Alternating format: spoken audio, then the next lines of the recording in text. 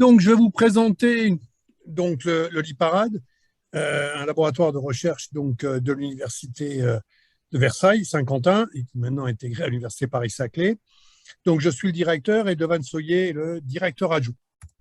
Alors, on va commencer d'abord par définir un petit peu qu'est-ce qui nous intéresse du point de vue scientifique. Alors, on a une bonne thématique commune qui est de dire ce qui va nous intéresser globalement, ça sera tous les systèmes de communication. Alors, le terme communication, ça va être communication entre entités de calcul, d'accord, mais aussi entre entités de calcul et bien sûr leurs mécanismes de stockage, y compris lointaines, c'est-à-dire les disques et les entrées-sorties. Alors, on s'appuie sur un certain nombre de domaines scientifiques bien identifiés, donc algorithmique, parallèle et distribué, calcul haute performance, réseau, on verra un petit peu la relation directe, et modélisation et optimisation. Alors, quelle est notre approche et aussi quels sont nos points forts? Donc, on est extrêmement centré sur le calcul haute performance. Donc, en fait, les différentes techniques ou backgrounds scientifiques sont utilisées en général dans un objectif donc du calcul haute performance. Au total, puisqu'on a beaucoup de liens, comme vous le verrez, avec le CEA, on est je dirais la plus grosse équipe dans le domaine du HPC, dans la région Saclay, même dans la région parisienne. Bien sûr, si on inclut le CEA, et notamment le CEA DAM, département des applications militaires, qui est situé à Bruyères-le-Châtelet. Et donc, on a une collaboration avec eux depuis maintenant une vingtaine d'années. Alors, quels sont les principaux problèmes que l'on va se retrouver à résoudre? Bon, d'abord, dans ces nouveaux systèmes parallèles et distribués, d'ailleurs, on peut avoir une continuité entre des machines qui ont plusieurs dizaines de cœurs qui vont rester à mémoire partagée. Puis ensuite, quand on va s'étendre vers les dizaines, centaines de milliers de cœurs, on va passer dans des vrais systèmes distribués. Donc, ce qui va nous intéresser, c'est la gestion de ces systèmes distribués, notamment les problèmes de faute, de comportement asynchrone. Ensuite, deuxième point, c'est sur ces nouvelles générations de processeurs et de machines. Donc, comment en fait concevoir des algorithmes? Alors, le terme algorithme ici est au sens large. Il ne s'agit pas simplement des algorithmes au sens applicatif, mais aussi des algorithmes, par exemple, de compilation et ainsi de suite. Toutes les couches logicielles qui vont être importantes dans ces architectures. Et enfin, comment analyser et modéliser ces systèmes. Alors, ce qui est intéressant de voir, c'est qu'on a un certain nombre de techniques qui sont communes à tous ces challenges qu'on va essayer de résoudre, notamment les problèmes de mesure, de simulation et de développement de modèles. Donc, les trois, constamment, on les retrouve. Quelque chose de très important et qui est commun à toutes nos activités, donc on a une très forte orientation vers les domaines applicatifs. Donc, par exemple, avec Bulatos, Intel, CEA et ainsi de suite. Dans le cadre des réseaux, alors, je reviens dessus, sur les réseaux véhiculaires, c'est avec VDCom. Et puis, dans je dirais, dans le domaine plus classique de l'informatique ou de l'analyse numérique, bien sûr, la Computational Fluid Dynamics, l'énergie, quelque chose d'un petit peu, et de mal orthographié d'ailleurs, modélisation de trafic et cybersécurité. Donc, on utilise, par exemple, un certain nombre d'algorithmiques qu'on a développés dans le cadre HPC pour l'appliquer à des problèmes de cybersécurité. Ensuite, donc, très brièvement, l'organisation en deux recherches. On est un petit laboratoire, donc, grosso modo, environ 9 permanents, en deux parties assez équilibrées. Une partie qui est plutôt HPC, et je reviendrai sur la thématique scientifique, d'accord, et une partie qui est plutôt réseau et système distribué et algorithmique. Alors, l'originalité, là, vous la voyez peut-être tout de suite, c'est le fait qu'on a une grosse proportion d'ingénieurs de recherche qui sont sur CDD, mais ça, c'est pour nous extrêmement important parce qu'on est engagé dans des développements de logiciels à long terme, d'accord, et donc, il faut les maintenir, il faut les développer, il faut les améliorer, et là, il n'y a pas de miracle. On peut en faire le début, le prototype, via un thésard ou un postdoc, mais en fait, la maintenance et l'évolution ces outils se fait par des ingénieurs de recherche. Donc, la thématique HPC. Donc, on a une partie qui est plutôt analyse numérique haute performance, avec une base sur la résolution de systèmes, recherche de valeurs propres et recherche de vecteurs propres, et puis aussi un développement d'environnement logiciel pour de telles bibliothèques sur ces problèmes. Ensuite, on s'intéresse beaucoup à l'analyse du comportement des programmes. pas simplement l'analyse, mais aussi l'optimisation, avec deux angles d'attaque, la performance, aussi bien en Unicœur, il y a encore pas mal de problèmes qui restent, hein, la gestion des caches, la gestion des unités vectorielles, ainsi de suite, restent des problèmes importants, et bien sûr le parallélisme. Et un deuxième point moins standard qui est le problème de précision numérique. Très souvent, les gens calculent en double précision sans soucier du coût, alors qu'en fait, peut-être qu'une partie du calcul peut être faite en simple précision, ce qui diminue d'un facteur 2 à la fois le coût en temps, mais aussi en espace mémoire. Enfin, les systèmes de stockage, d'accord. Donc, Soraya Zertal est d'ailleurs la spécialiste du domaine. Donc, on s'intéresse à plein de problèmes là-dessus, savoir comment placer les données, bien sûr, avoir une idée précise de l'évaluation des performances et surtout savoir corréler, caractériser les applications pour savoir en fait comment avoir des bons algorithmes pour répartir les données sur les différents systèmes de stockage. Dans la partie algorithmique et réseau, on va s'intéresser donc à des systèmes communicants, des problèmes d'auto-organisation, mobilité, et ainsi de suite. En algorithmique, on va rester classique avec, j'ai marqué distributed et sequential, qui sont vraiment deux termes très génériques. En fait, on va s'intéresser d'ailleurs on va s'appuyer sur des compétences que l'on a dans le domaine statistique. Et on va utiliser pas mal des connaissances statistiques qui vont nous être utiles pour des aspects donc, de mesure dans la partie HPC et aussi pour des aspects modélisation de la propagation des erreurs ou les erreurs d'arrondi dans la partie numerical accuracy. Dans la partie réseau, on a une partie très limitée, mais qui est intéressante, qui est autour des réseaux véhiculaires. Alors, un point important, parce que c'est, je dirais, un peu une des opérations phares qu'on a menées. En 2009, on a signé un accord de collaboration quadripartite entre CEA, GENCI, Intel et UVSQ.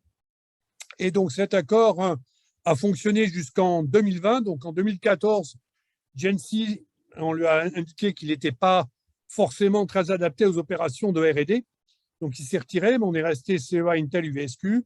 Et en 2020, on a changé aussi de format. Maintenant, on est essentiellement entre CEA et UVSQ, bien qu'on continue la collaboration avec Intel.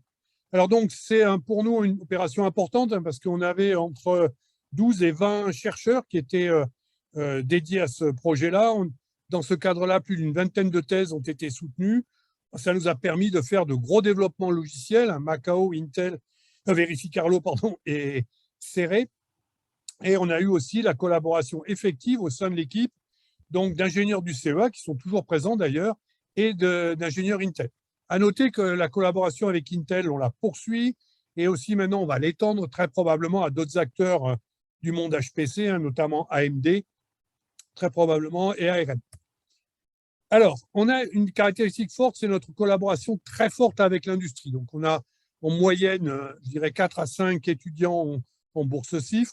Quand on regarde sur les 40 dernières thèses soutenues, il y en a 38 qui étaient financés à travers de contrats ou des projets.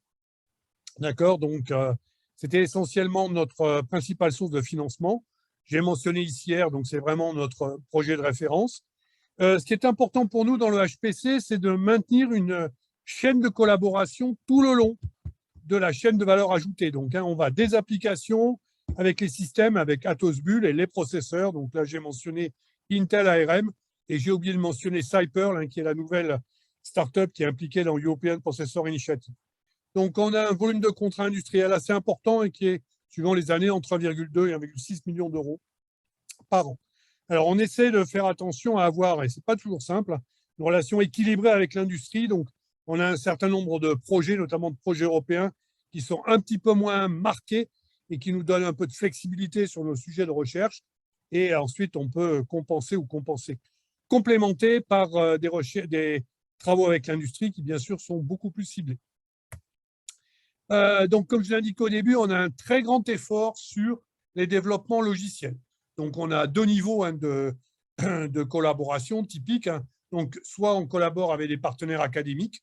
Et donc là, par exemple, on a eu un environnement de développement de librairie, donc YML, soit avec des partenaires industriels, donc CEA, Bull, Atos, et qui ont financé le développement de deux outils de référence, un Macao et par exemple Verificarlo. Macao, c'est pour l'analyse de performance et Verificarlo, c'est pour l'analyse de stabilité numérique. Alors, typiquement, on a en fait 3 niveaux de phase de développement, hein. Premier point, on commence par un PhD et typiquement, ce que j'ai indiqué de manière simplifiée, ce qu'on veut, c'est que ça soit capable de fonctionner pour des petits bouts de code. Ensuite, on a un postdoc qui nous permet de franchir une nouvelle étape avec des sections de code plus conséquentes. Et enfin, on veut une version finale qui est réécrite par des ingénieurs, qui doit être plus robuste et plus rapide. Pourquoi? Parce que n'oublions pas qu'on va avoir des contacts avec des codes industriels. Et donc là, il faut que nos outils soient suffisamment robustes pour passer sur des codes industriels.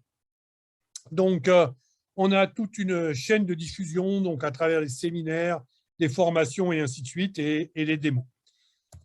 Un point important aussi est notre implication à l'international. Bon, des choses classiques, participation des projets ITA. Ce qui est un petit peu plus original, c'est qu'on est impliqué dans 2 projets de HPC Center of Excellence, POP2 et T-Rex. Et ensuite, l'IPARAD se retrouve dans un consortium, alors essentiellement européen, mais qui a aussi quelques Américains, donc Austin notamment, l'Université d'Austin, qui est autour des développements d'outils d'évaluation de performance. Hop. Donc là, pour finir, ce que je veux indiquer, c'est qu'on a une très forte implication au niveau du laboratoire, à la fois dans des programmes de master, donc, et notamment le master CHPS que va présenter Soraya Zertal. On participe aussi à notre master sur les aspects algorithmiques, mais aussi, donc, on a une école d'ingénieurs interne qui est l'ISTI, et donc, on est largement participants dans cette formation. Et donc, en fait, pour nous, c'est extrêmement important parce que pour nous, ça nous fournit des étudiants, des candidats stagiaires et des candidats thésards. Voilà, j'ai peut-être dû dépasser un peu mon temps, je m'en excuse auprès de Soraya. Y a-t-il des questions? Merci William. Oui, on va prendre le temps de quelques questions là maintenant. Laurent, tu veux la poser, ta question écrite Oui, directement, vas-y. Laurent Cambier, Onera, je m'occupe d'un domaine qui s'appelle simulation numérique avancée. Oui, je me disais, vous avez dit que c'est un peu inhabituel au sein de l'université, vous vous appuyez sur des ingénieurs de recherche, mais qui sont en CDD, si j'ai bien compris. Oui. Et donc, je me disais, c'est pas trop difficile enfin, je comprends que ce soit mieux. Il n'y a pas de miracle. Attendez, oui, c'est ça. C'est très clair. Non, mais il faut compenser. Il faut compenser la précarité par un haut niveau de financement. C'est-à-dire qu'il faut être compétitif avec les salaires de l'industrie. Il ne faut pas suivre la grille de nos industries. Non, mais je répète, c'est important. Ça permet de compenser. C'est-à-dire, les gens ont des contrats de durée limitée, 1 an, 2 ans, et ainsi de suite. Ensuite, on se préoccupe bien sûr de les placer, de leur permettre de rebondir soit dans l'industrie, soit dans le monde de la recherche. Ma question ne portait pas vraiment sur est-ce que ça va intéresser des CDD, c'était plutôt est-ce que sur des outils aussi complexes, le temps d'apprentissage pour un CDD qui arrive n'est pas trop important? Est-ce que vous arrivez à assurer une continuité technique qui tienne la route? Oui, alors d'abord, ce qu'on fait, c'est que les gens qu'on embauche en CDD, on les a d'abord testés, par exemple, lors d'un stage long de Master 2 de 6 mois. Donc là, on a pu voir, petit 1, il a pu acquérir la base sur les outils. Et puis ensuite, il a pu se rendre compte si ça lui plaisait et nous, si on trouvait qu'il était à la hauteur du domaine. D'accord. Et donc, globalement, ça se passe bien au point de vue technique, vous arrivez à assurer ce relais correctement. Voilà, oui, alors, essentiellement, ce qu'il faut voir, on reste, je dirais, avec des petits volumes. On est sur de l'ordre, comme j'ai indiqué, on est entre 7 et 10 ingénieurs, 10 CDD, voilà. Donc, ça reste si on était sur une cinquantaine, ça serait peut-être plus dur à gérer. Je dirais, typiquement, la complexité ou les problèmes de gestion d'une équipe, s'accroissent comme le carré du nombre de membres dans l'équipe. Donc, je pense que Franck, il doit être un peu partisan de ça quand on regarde le nombre de gens dans la graduate school. Ça devient assez difficile. Et deuxième et dernière question, est-ce que vous avez beaucoup de support à assurer sur les outils que vous fournissez? Est-ce que c'est une bonne part de votre boulot? Alors, moi, je dirais ça représente vraiment 20%. Alors, ce qui se passe qu'on essaie de faire, c'est en fait, on fait évoluer nos outils, c'est-à-dire on interagit fortement, on les met à disposition, je dirais, d'un certain nombre d'utilisateurs que je qualifierais d'évoluer ou motivés. Par exemple, dans le projet T-Rex, c'est un ensemble de développeurs de code en chimie. Et donc là, on va les suivre de près jusqu'à amener leur code au niveau exascale. D'accord? Donc, et là, on vérifie que nos outils tiennent le choc sur leur code. Et après, les versions ultérieures, je dirais, le volume de support qu'on a assuré est bien moindre. Ouais. D'accord. Donc, on préfère avoir des gens motivés. On a d'ailleurs aussi, à un moment donné, on travaille avec AVBP, que vous devez connaître, parce que je crois que vous êtes de l'ONERA. Oui. On a travaillé aussi, j'ai vu M. Roflock, dans le cadre d'un projet, on a travaillé sur des codes aussi de l'ONERA et ainsi de suite. Oui, AVBP, vous travaillez avec Gabriel Staffelbach, je suppose. Voilà. Et Yells2, on a pas mal travaillé avec Yells2, et notamment, c'était intéressant parce que c'est un des cas qui nous a permis de mettre en lumière vraiment ces problèmes de précision. D'accord? Donc, on a réussi à montrer que si on faisait, alors je ne me souviens plus très bien, je vous dis de tête, mais si une partie du calcul sur la grille grossière est fait en simple précision, ça suffit. Il y a juste le calcul sur la grille fine qui doit être fait en double précision. Ok, merci. Une question, j'imagine que vous êtes extrêmement sollicité, des gens qui veulent optimiser des codes et des choses comme ça, il doit y en avoir beaucoup. Comment vous choisissez les projets sur lesquels s'impliquer et quel niveau de généricité vous arrivez à appliquer comme solution sans tomber à chaque fois dans le fait de régler des cas particuliers et comment du coup on choisit derrière un peu le type de projet sur lequel on veut s'engager, quoi. Alors moi je dirais, je vais être brutal, on choisit d'abord des codes qui ont une bonne vision déjà. On ne va pas prendre des codes on veut des codes qui ont un bon impact, une bonne célébrité, je dirais. D'accord?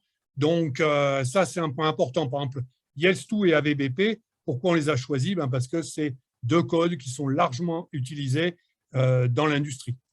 D'accord? Donc, ça, c'est un premier point, prendre des acteurs qui sont bien implantés dans leur domaine, des acteurs de référence dans leur domaine.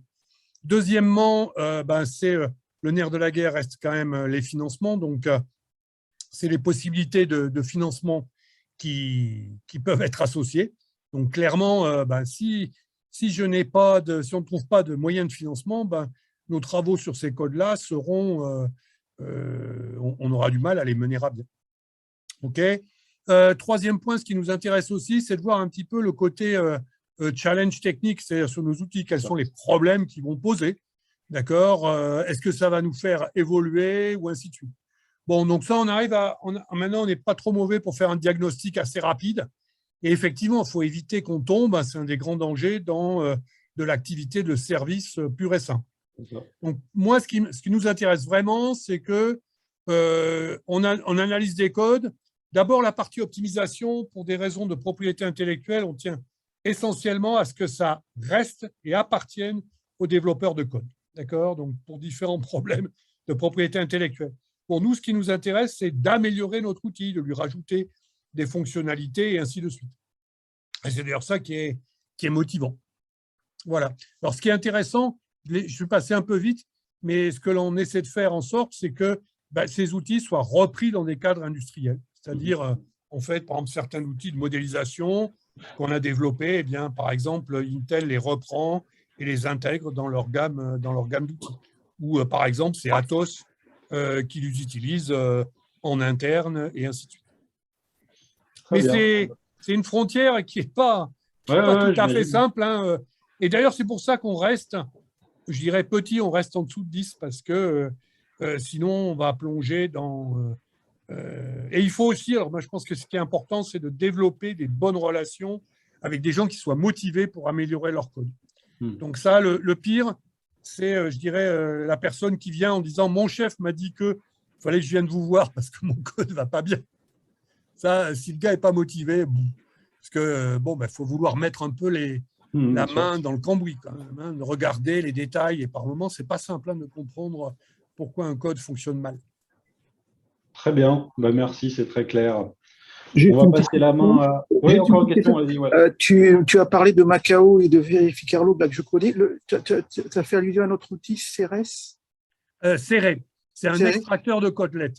Oui. D'accord, ok. Bon, voilà, c'était pour savoir. Non, c'est quelque chose qui est intéressant, qu'on avait développé sur LLVM il y a très longtemps, LLVM à l'époque n'était pas très à la mode, donc on s'est fait un peu avoir parce que, en fait, donc nous on l'a laissé, on l'a mis un petit peu au frigo et maintenant LLVM, bah, c'est devenu, comment ça s'appelle, un standard de compilation largement utilisé par quasiment maintenant tous les constructeurs. Donc, on va le ressusciter. On l'avait mis un peu au frigo. D'accord. Voilà. Très bien. On va passer la main à Soraya pour la partie justement formation là, qui va compléter cette présentation. Je vais d'abord me présenter. Je suis Soraya Zertal, enseignant-chercheur au LIPARAD de l'Université de Versailles, UP-Saclay maintenant. Donc, je suis responsable du master, du M2 Master CHPS. On voit pas pour l'instant, on voit pas l'écran. Je pense que c'est normal, mais Calcul, haute performance et simulation. Est-ce que vous voyez maintenant mon écran? ça arrive. C'est bon. Oui, c'est bon. Voilà. Oui, donc je vais commencer d'abord par situer un peu le contexte.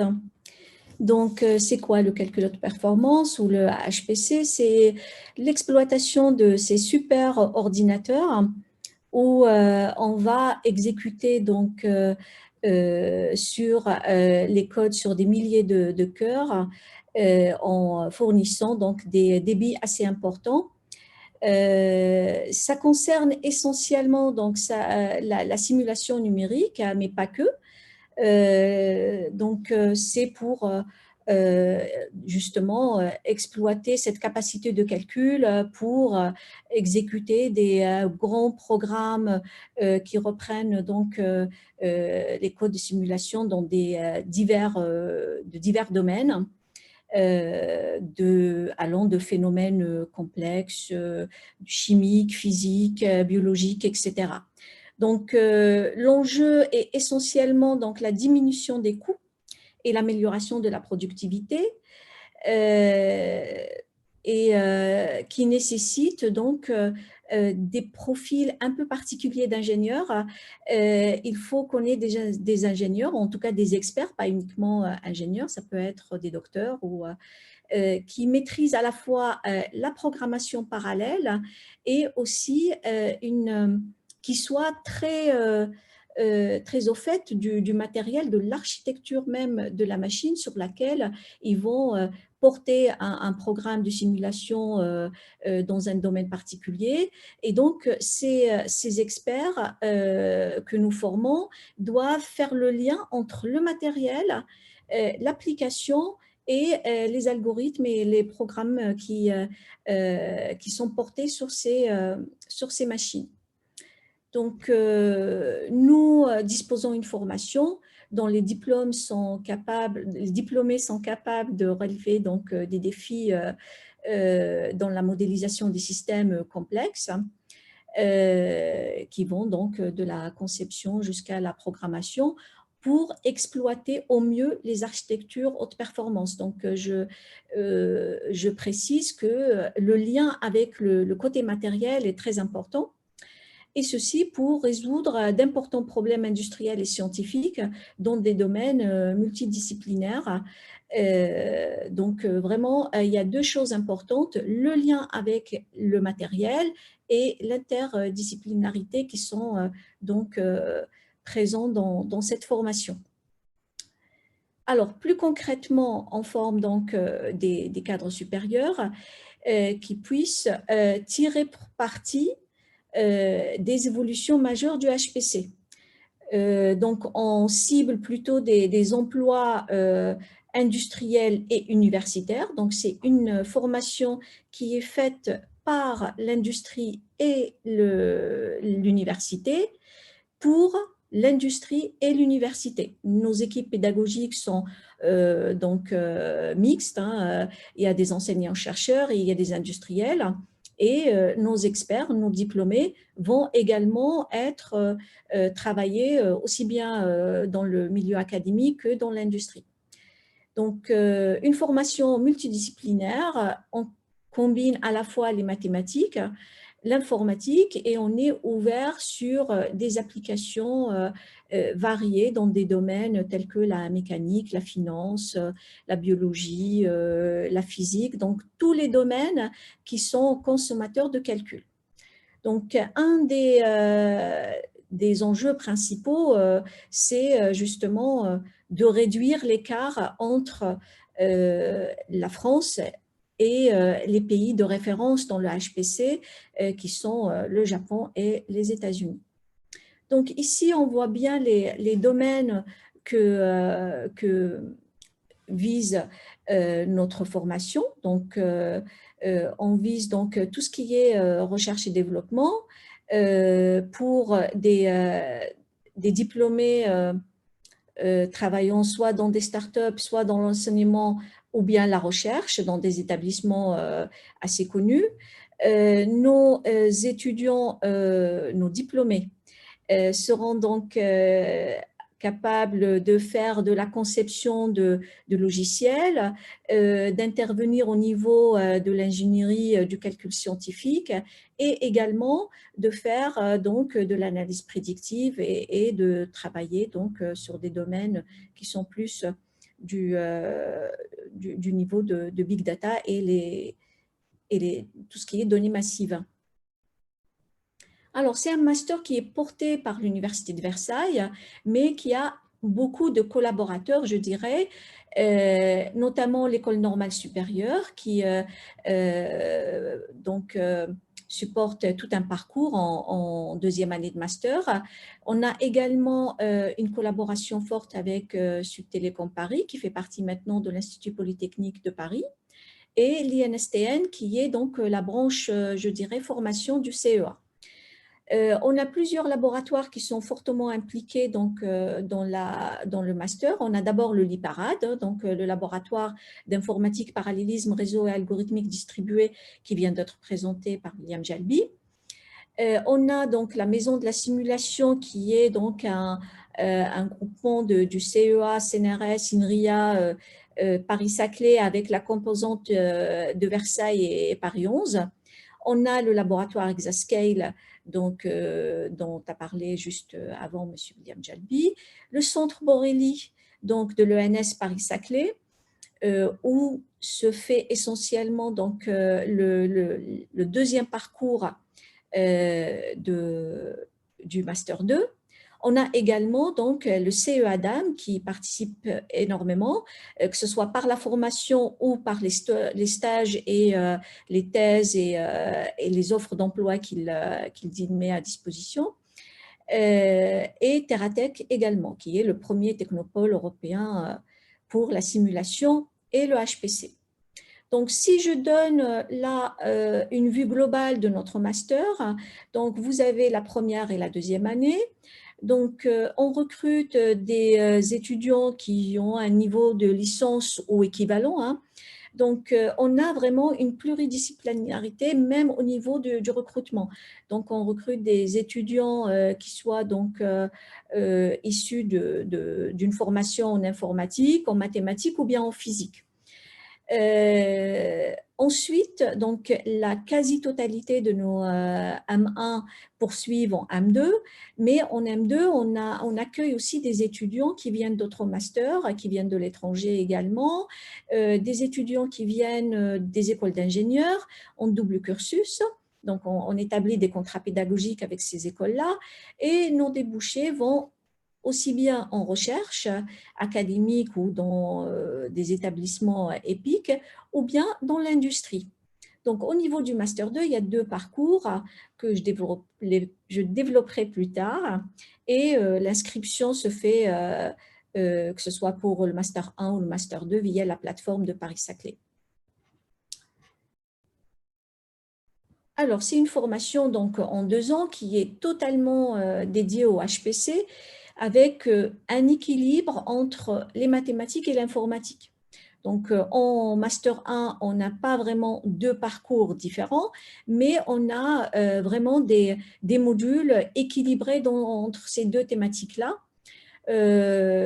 Donc, c'est un enseignement orienté projet et stage parce qu'on veut vraiment renforcer le côté pratique et maîtrise pour que nos diplômés soient vraiment opérationnels sur des systèmes et applications réelles. Pour cela, donc, on fait beaucoup de projets, beaucoup de TP au niveau des 3 semestres pédagogiques, parce que le 4e semestre, c'est un semestre dédié au stage. On a aussi des accès aux machines parallèles avec des GPU, donc pour que nos étudiants soient vraiment opérationnels sur ces architectures parallèles.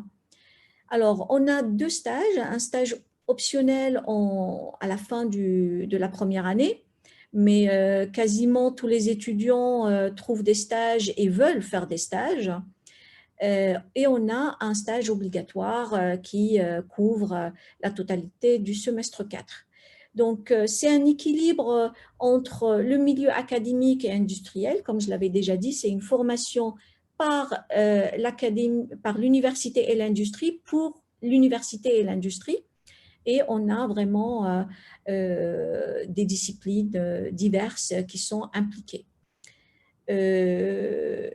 Alors, bien sûr, on est adossé donc, à des laboratoires qui sont fortement reconnus en HPC que j'avais déjà cités auparavant. Donc, je parle plus amplement, on va dire, du Master 2. Donc, le Master 2, parce qu'il a 2 parcours différents. Il y en a un qui est plus orienté informatique, donc qui reprend les architectures haute performance sous l'angle de l'utilisateur, bien sûr, ainsi que la programmation parallèle qui permet d'exploiter au mieux ces architectures parallèles haute performance et la création des logiciels efficaces pour la simulation.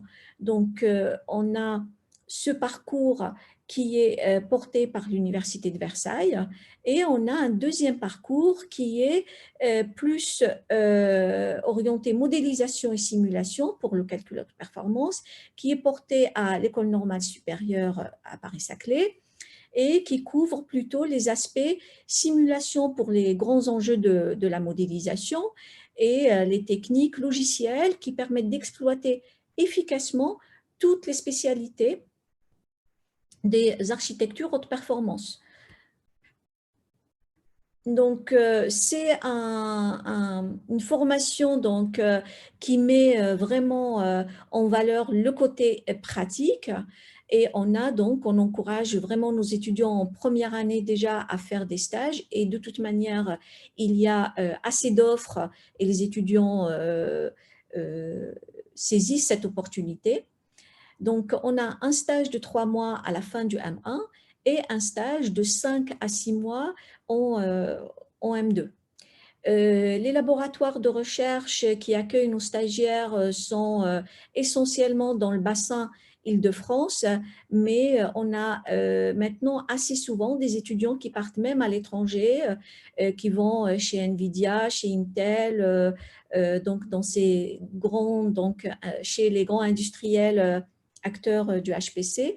Donc, sur le bassin, je dirais, Île-de-France, on a beaucoup de stagiaires chez EDF, Total, Atos, Dassault, Eiffage.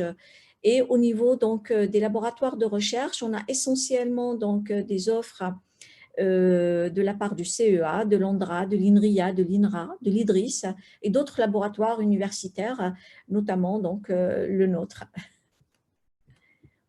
Alors, pour faire un bilan sur cette formation, on a un nombre d'étudiants qui est en progression d'une année à l'autre. Donc, en moyenne, on a une quarantaine d'étudiants en M1 et 37 au niveau du M2. Alors, vous en doutez bien, c'est un master qui est plus masculin, mais la part des femmes est quand même considérable. Hein. On est à 25% de femmes en M1 et 28% en M2. Donc, on essaye de se rapprocher de la parité, mais ce n'est pas encore le cas. Et on a donc une grande part d'étudiants qui viennent de l'étranger hors Union européenne. Alors, le taux de diplomation est de 82%. Et tous nos diplômés trouvent des emplois dans les… alors souvent, ils viennent avec, soutenir leur M2 avec déjà une offre d'emploi. Sinon, c'est dans les 2-3 mois qui suivent. Donc, il y a des offres considérables dans le HPC. C'est un domaine vraiment porteur actuellement et on a un taux de 100% d'employabilité. Alors, nos diplômés, donc l'orientation est équilibrée entre la recherche et, académique, donc la poursuite en thèse et l'industrie. Bon, il y a des petits changements d'une année à l'autre, mais en moyenne, c'est une répartition équilibrée. Donc, pour finir, je rappelle juste les responsables de la formation. Donc, il y a M. William Jalbi qui est le responsable de la mention. Donc, je suis responsable de la 2e année en collaboration avec M. Fikri Hafid de l'ENS pour le parcours modélisation et simulation pour le calcul haute performance et mes collègues Pablo Oliveira et Thomas Dufaux du LIPARAD pour le AM1. Merci. Merci beaucoup. Moi, j'aurais une ou deux questions. Peut-être vous avez parlé d'écart avec les États-Unis, Japon. C'est en termes de quoi? De quantité d'étudiants formés ou de qualité, de nombre d'années de formation? Ça se joue en quoi cet écart-là? Alors, je ne dirais pas la qualité de la formation parce qu'on regarde le contenu de leur formation et c'est comparable à la formation que nous donnons. Mais c'est en termes de nombre d'étudiants parce que je pense ils attirent plus de monde, ils ont peut-être plus d'accords avec l'écosystème HPC. Mais en termes de qualité et en termes d'employabilité, on est, je dirais, pareil, hein, parce que nos étudiants souvent partent dans des institutions, soit au Japon et surtout, je dirais, aux États-Unis, et ils sont recrutés comme les étudiants qui sortent des formations japonaises ou américaines, au même titre. Alors, pour compléter, je me permets d'intervenir, hein, Oui, bien sûr. que ce soit le Japon, j'allais dire même la Chine aussi d'ailleurs, et les États-Unis, donc ils ont des programmes en HPC extrêmement agressifs. En France, enfin en Europe, on suit, mais avec un facteur 10 hein, en termes de financement. Alors, ces projets, ça permet de financer des stagiaires, des thésards et ainsi de suite. Donc, il y a déjà ça comme force de frappe. Et deuxième point, il y a le secteur industriel, quoi. Le secteur industriel, les trois, hein, que ce soit japonais, chinois ou américain, est super vital, hein, enfin, est super agressif et fonctionne. Hein. Les Chinois, Huawei et Lenovo, par exemple, en termes de serveurs et ainsi de suite, ils sont top. Hein.